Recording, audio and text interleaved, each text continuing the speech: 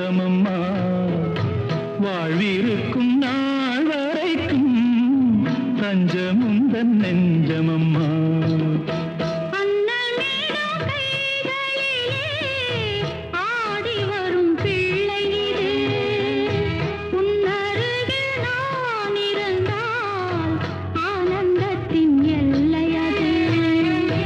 காயத்ரி மந்திரத்தை உச்சரிக்கும் பக்தனம்மா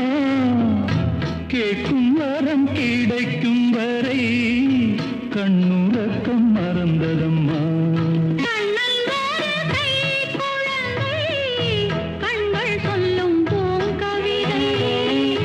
கண்ணம் சிந்தும்